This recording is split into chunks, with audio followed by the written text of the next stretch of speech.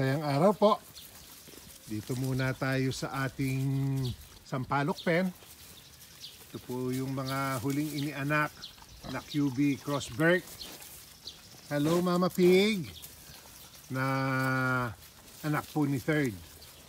Yan po ang mama nila. Kahit na malalaki na po yung kanyang biik, ay nagpapadede pa rin.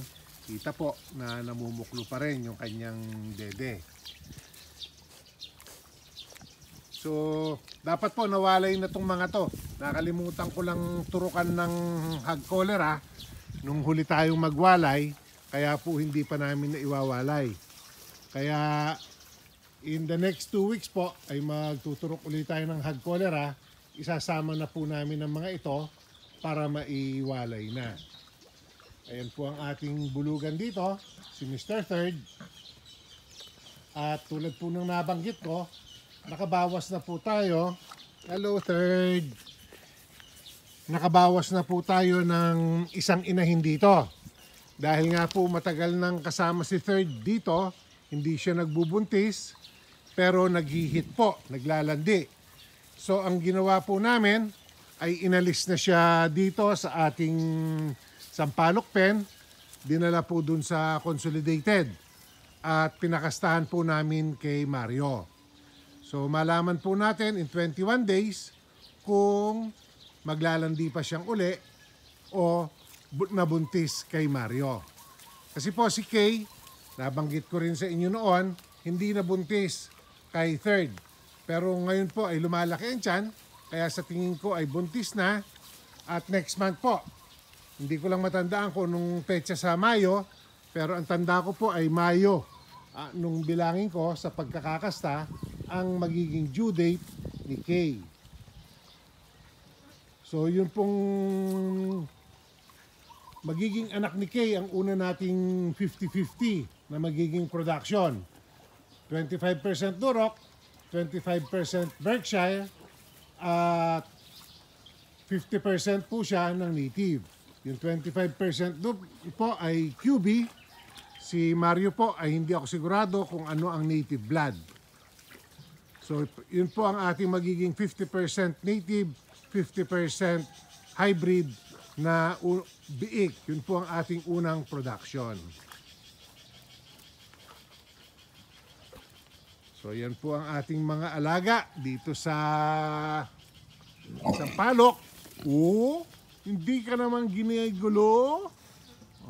Marami na rin po ang buntis dito. Yan dalawa pong nasa dulo, medyo mabigat na ang tiyan. Yan po yung mga unang umanak ng November. So, December, January, February, March, April. So, April po, early May, aanak na uli ang mga yan.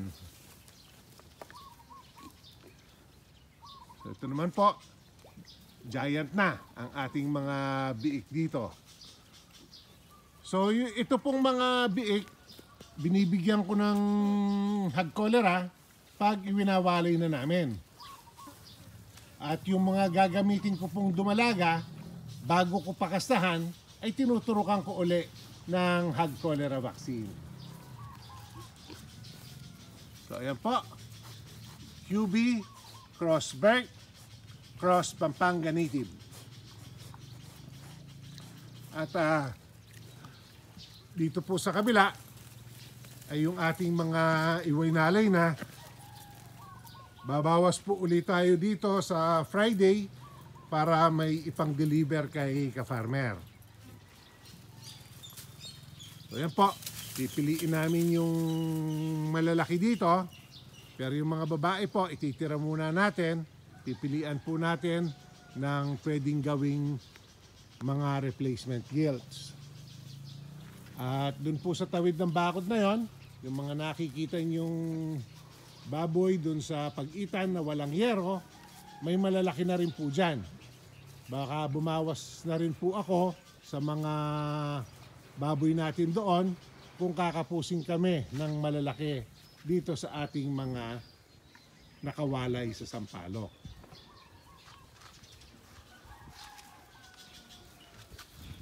Bakit Mr. Third? Nang-aamoy ka? Kulang ka pa sa haplos? Kulang pa sa himas ang Third? Ha? Nang aamoy ng paa. So yan po. Maganda ring masanay na malambing ang inyong mga alaga para po madali sana ang handling at pag pinaglilipat-lipat po natin ng kulungan. Kasi po pag masyadong mailap ang mga alaga, mahirap din pong itawid. At nagtatakbuhan, mahirap po ang magpaghabulan. So ito po, heavy pregnant na rin. Paanakin lang natin. Pagkaanak po ay itatawid na natin doon sa ating consolidated pen para po makasama si Mario. Dalawa pong QB Cross Berkshire yan. Malamang po ay ito yung isa dahil malaking malaki na rin ang tiyan. Sila po ang dalawang unang umanak dito. At ito po yung nahuli, kaya inaasahan ko sana nun na mabubuntis rin yung isa. Yun pong inalis natin dito. Dahil sila ang hindi pa nakastahan ni third nun, nakita ko naglandi, kaya po ipinabalik ko si third dito. So yan po ang update ng ating sampalok pen. Silipin uli natin yung ating mga dumalaga. Dito na po tayo sa dating large breeding pen na siyang pinaglagyan ng ating mga dumalaga. So ayan po, malawak ang kanilang masisilungan dito.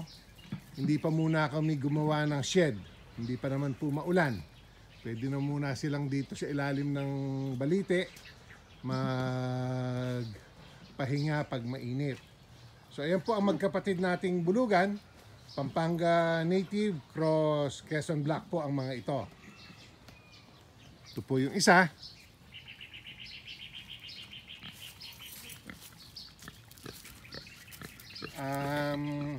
Bali 11 months old po ang mga ito, Mayborn. Kaya silang dalawa. Yung mga dumalaga naman po natin dito, mayroon na rin may mga kasta. Nakastahan na po nung ating QB Cross Berkshire na galing sa Chaong. Ay, Candelaria po pala. So ito po yung ating mga dumalaga. Yan po ang kanilang paliguan. Yung excess na tubig pag nililinis, dyan napunta. Ayan, mas gusto po nila yung mud bath. Ito yung kanilang painuman. Nilagyan muna namin ng lambat dahil napakainit po. At hindi pa malalaki itong ating mga akasya gawa ng pinutulan noon. Kaya po para may shade ang kanilang tubig at hindi nainit ng husto, nilagyan po muna namin ng lambat. Ito pa po yung iba nating mga dumalaga. Halos anak po ni Mario ang mga ito. May ilan po na anak din si Bobby sa mga dumalaga nating ito, pero wala pong anak si Rocco. Gawa nga po ng maigsi ang katawan ng mga nagiging anak ni Rocco. Yung pong anak ni Bobby at ni Mario ay mahaba ang katawan. So isa po yon sa choice ko sa pagpili ng ating mga gagawing inahin na mas mahaba po ang kanilang katawan compared dun sa ating mga nauna. Para po ang chances ay mas marami rin ang kanilang dede, kasi po dati 6 pairs lang ang habol namin, ngayon po ay nagse 7 pairs na kami ng live tits o yung buhay pong nipples ng mga alaga. Ang chances po nun ay mas marami silang maiaanak din at mas maraming madededehan ang kanilang magiging mga biik. So ang pinakauna po nakastahan dito ay yung batik. Halos pagkatawid po ng ating barako ay lumalapit na yung batik na inahin, kaya po siya ang unang nasampahan.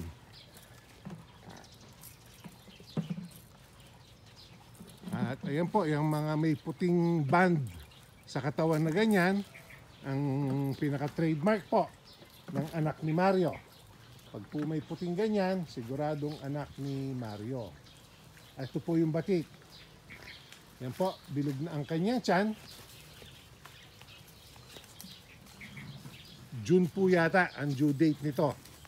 Kailangan ko pong i-check yung listahan.